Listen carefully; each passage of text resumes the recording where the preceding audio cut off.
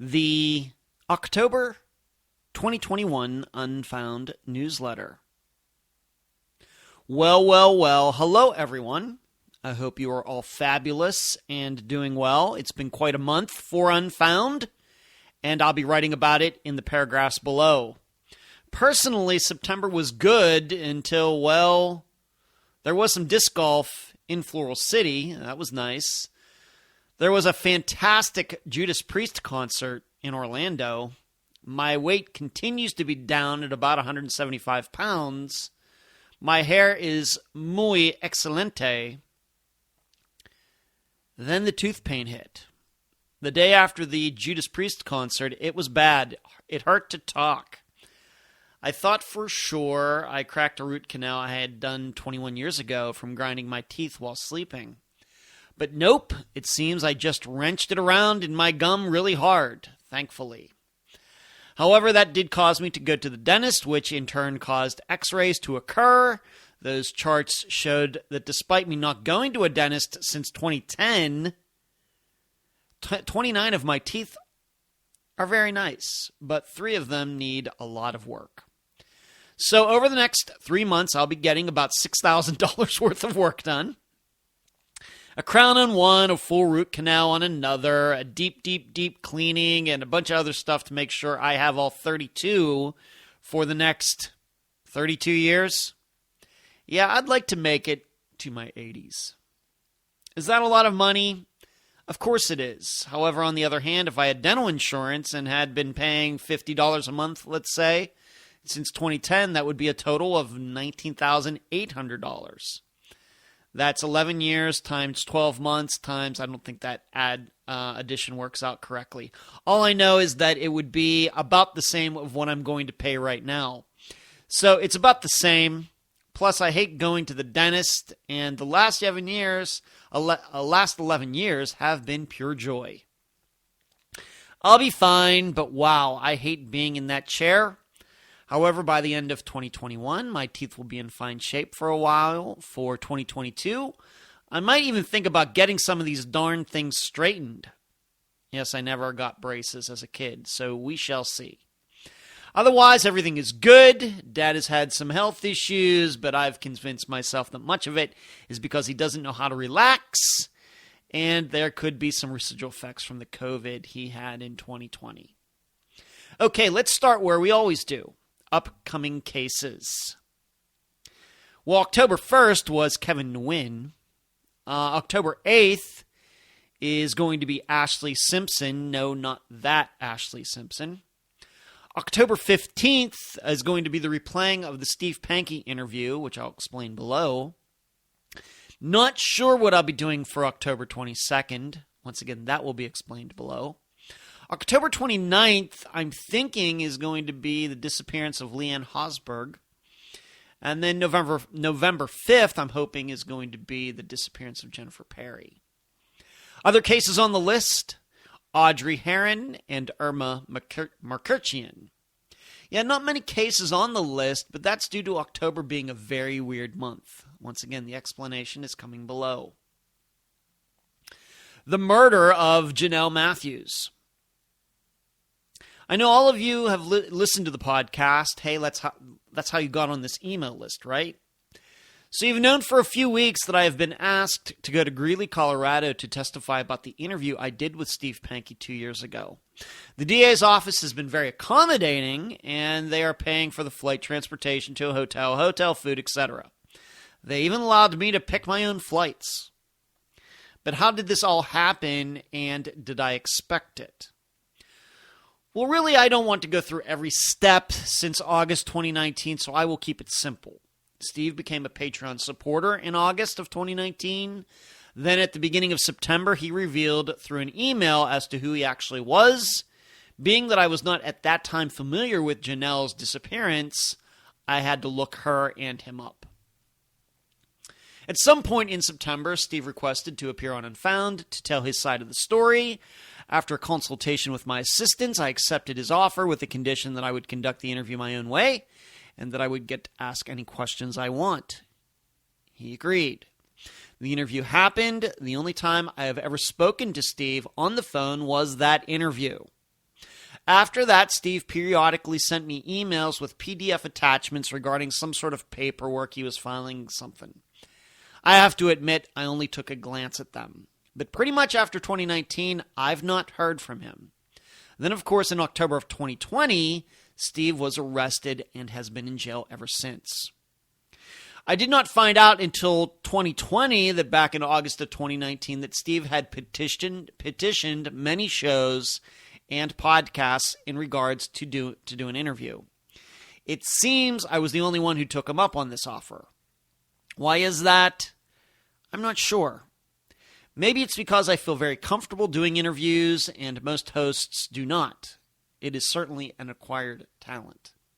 Yet because the interview I did with Steve is so unique, it's certainly why in March 2021, 48 Hours used a piece of that interview for their own purposes, without my permission, by the way. And I think the uniqueness is why I've been asked to testify at the trial by the prosecution. What do I mean? Well, Steve has done other interviews about Janelle Matthews. You can find them. Not many, but they are there.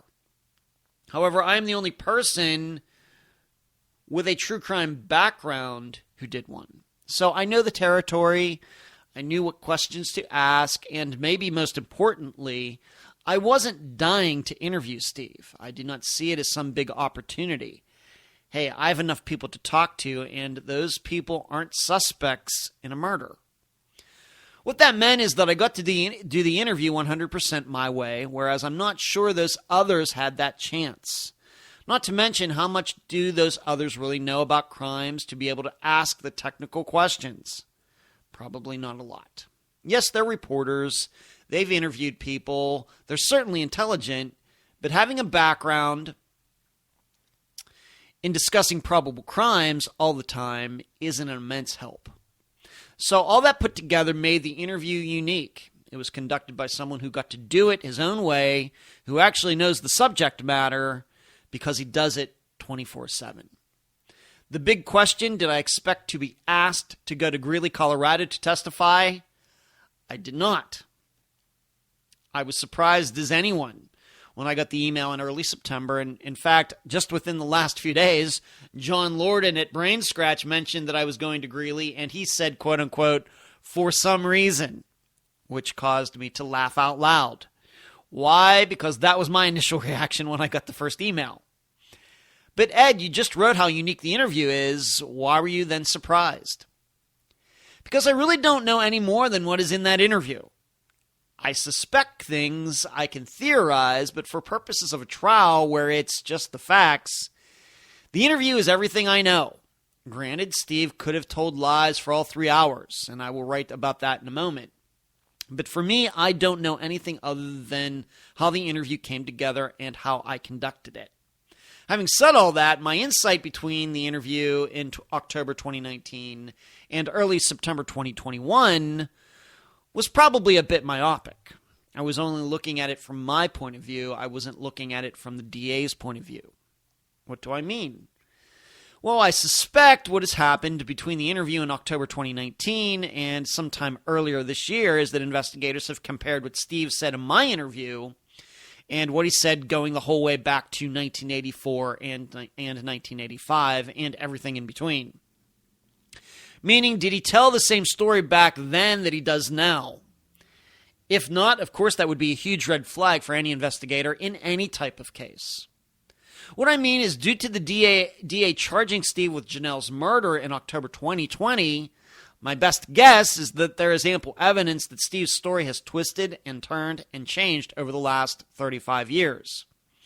Simply put, the DA believes Steve is lying.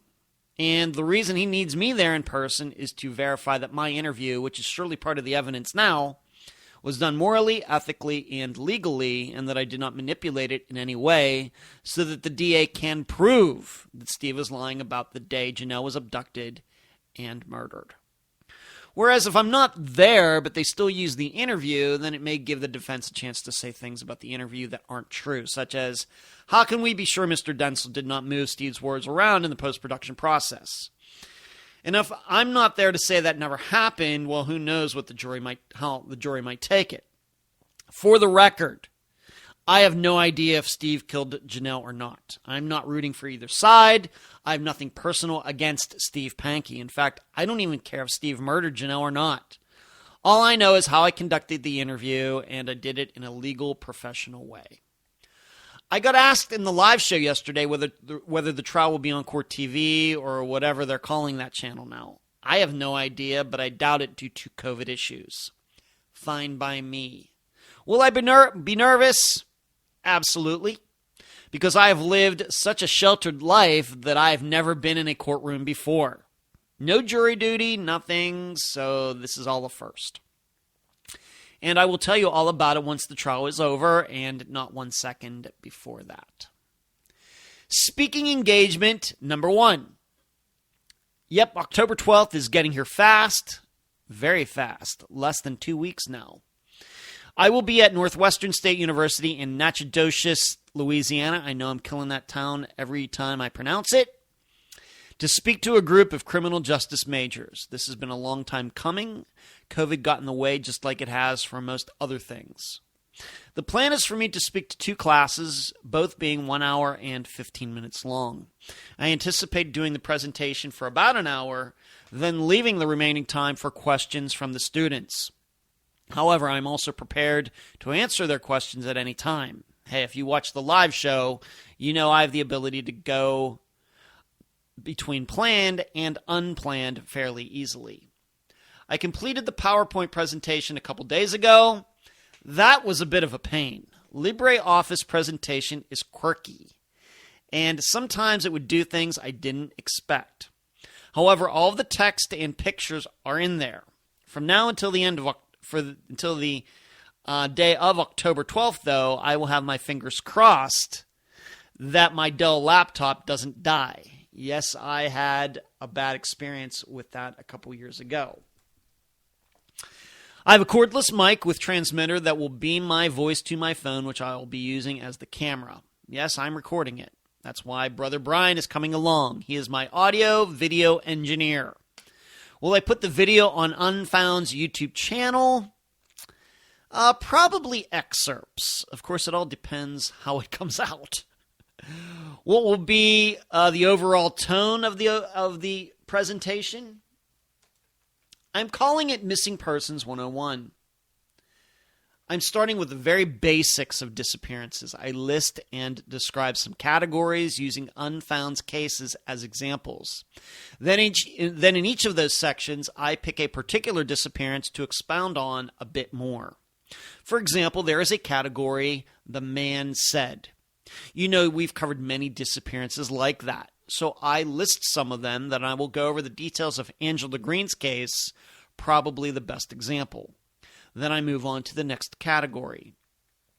After the categories, I will point out the top 3 problems with missing persons investigations in 2021, as has been explained to me by the guests.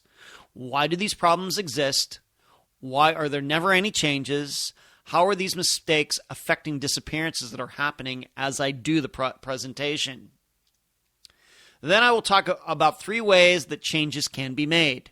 Of course, one of them is teaching missing persons theory to criminal justice majors, because that is not happening right now anywhere. At the end, I will then go through 3 missing persons cases that Unfound has covered that have been solved and how they got solved. Why did the disappearances occur? What can we learn from them being solved? Why were they not solved sooner? What mistakes, if any, were made? Then I will take questions from the class. Will I be nervous? I guess the same question as testifying. Just like the Pankey trial, which will be the week after, yes, I'll be nervous, but I have a lot of public speaking experience, and I know the topic of missing persons better than any other topic I've ever covered with a group. So it should be fine. Speaking engagement number 2. This one will be November 4th at Nova Southeastern University. Yes, Dr. Telesco's school. I've been told that they have reserved a 150-seat auditorium. Will they fill it, or will I fill it? I have no idea. Whether it's 15 or 150, you know I'll do my best. However, I do anticipate changing the topics up a little bit from presentation 1 to presentation 2. I won't have as much time at Nova, only an hour. What changes will I make? I don't know. I'll know more after the first presentation as to what I can shorten, and what I can change. Pointers. I've been wanting to write about this topic in a newsletter for a while, and now seems like the perfect time due to an amateur sleuth being the guest for the Kevin Nguyen episode. What does it take to become a serious amateur investigator? How does a person go about contacting a family and getting them to open up about their disappearance? And after all that, how do you go about making progress once you are helping them? Yes, it's a perfect time to write about this. First, what kind of person do you need to be? Not the kind of person you are, but who do you need to be? I want to make the distinction clear because you may have to change your thinking about yourself, your surroundings, and other parts of your life before getting involved in a disappearance. Why? Because this is real life. You aren't asking to help someone with a crossword puzzle. You are asking to help a seriously damaged family to try to resolve something that has torn their lives apart. You need to understand that you are making a huge commitment. If the family needs you, you need to be there for them. If they want to talk about a new discovery, you need to make that a priority right at that moment. Not going out to the club. If you have free time, it must be spent helping them, not yourself. Because you're doing it for them and not yourself.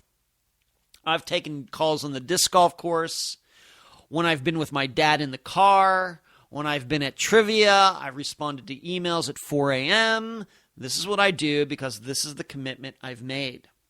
For you, granted, you probably won't be doing it as a job like I do. You have your own job. You probably have children who need you. I don't have that. You may have a spouse or significant other. As I've stated many times, I don't have that. But after all of those, that family, that disappearance, that case better be next on your list. If you can't do that, it's okay. Most people can't. Don't feel bad about it. I'm just telling you what it will take to fulfill your commitment. What I'm also saying is that you should be doing it for them, not for yourself. Sure, it will enrich your life. Yes, it will present a challenge that you may feel you need. And absolutely, you may even help them solve their disappearance. But there is no glory. Remember that. I made that point in the recent interview I did with my assistant, Natasha. You can find it on our YouTube channel.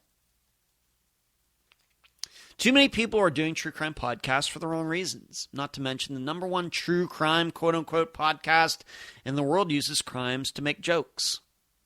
Who do you think those hosts are doing that show for? Somebody else's glory or their own? Please stop listening to this stuff.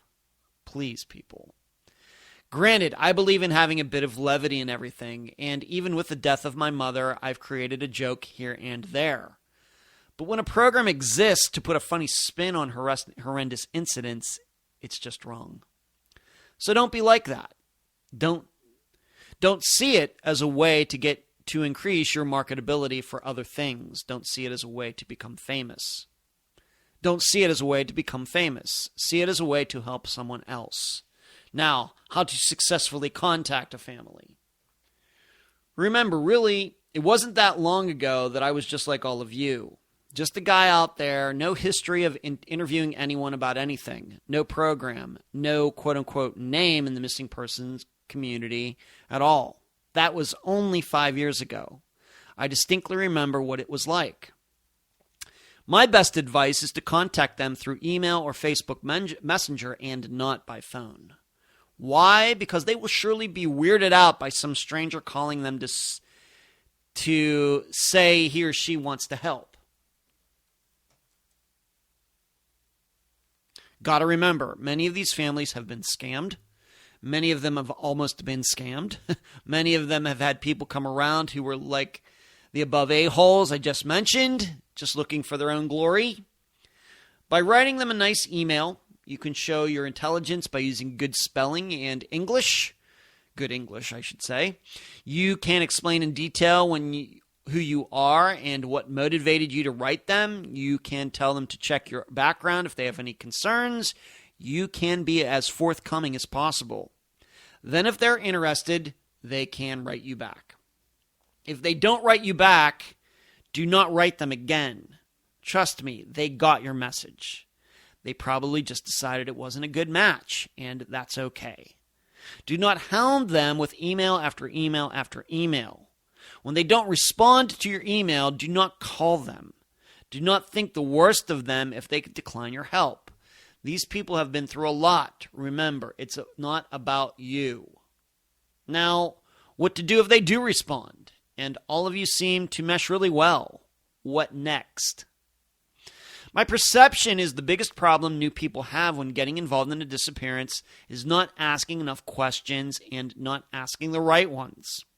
For example, with Brett, who was the recent guest, smart guy, doing it for all the right reasons. Kevin's family cannot thank him enough. But just in a conversation I had with him today, he realized he missed something. He realized he missed a very glaring point in Kevin Nguyen's disappearance. Something that should have been discussed 2 years ago. I can't go into it because the conversation was private, but trust me, it's a major point. Maybe you even caught it in the interview. How did I come across this? I got to speak to Kevin's grandmother and asked her the same question, to which she couldn't answer it. Why did I ask it? Because that's what I do after 300 interviews over 5 years. Not blaming Brett or anyone else, but experience counts. But trust me, I listen to interviews that I've done, and I know I've missed quality questions in a few of them. It happens.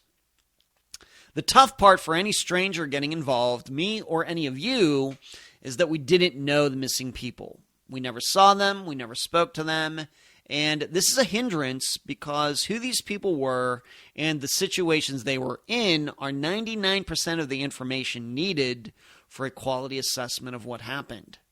So in trying to catch up as quickly as possible, things can be missed. Never take anything for granted.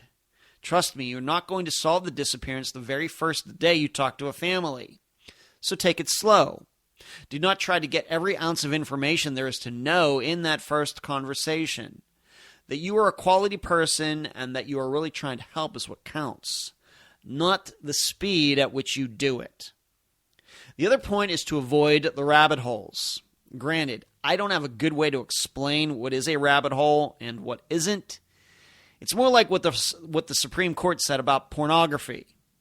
We can't define it, but we know it when we see it. The most general advice I can give you in staying on a direct highway and not taking any of the rabbit hole exits is to stay away from any conspiracy theories. Meaning, if the missing person is a 65-year-old retired teacher who lived by herself, saw her children twice a year, and loved to garden, then it might be a stretch to think the police, the mayor, and the dog catcher caused her disappearance. You know what I mean? On the other hand, if she is the ex-wife of the mayor, and the chief of police is his brother, and they're both telling stories about how she got in a white truck and never returned, then I think a conspiracy could be afoot. Otherwise, stay away from any theory that involves all sorts of machinations and Rube Goldberg machine logic. You can look that up. But Ed, what about Robin Abrams? That is surely a conspiracy. It surely is. But why? Because she was the mistress of the married Tony Marquez, who was a member of the Will County Sheriff's Office. It's all connected very easily without any huge logical jumps. But Ed, what about Tom Brown? What about Nathan Lewis? The only reason we talked about ex-Sheriff Nathan Lewis is because he had a run-in with Tom during the summer of 2015. I'm pretty sure that if that had not happened, I don't think Nathan Lewis would have ever been brought up. Sure, he would have been a horrible sheriff, and he would have forged that training paperwork, but I'm not so sure people would think he had anything to do with Tom's disappearance. But Ed, what about Cameron Remmer? Look what you discovered there. I surely discovered quite a bit, but I don't think I went down any rabbit holes or conspiracy paths to do it. Really, I just happened upon the fact that the 2 security guards that night didn't want to talk about Cameron. To this day, I don't know if there was a conspiracy or not. Cameron's case is still open to different theories. So really examine yourself before getting involved. When you contact a family, be as forthcoming and transparent as possible, and do not try to be a hero. That's all I have for this month. Thanks for reading. Thanks for listening. Thanks for the support. And next month's newsletter should be very, very interesting. Thank you.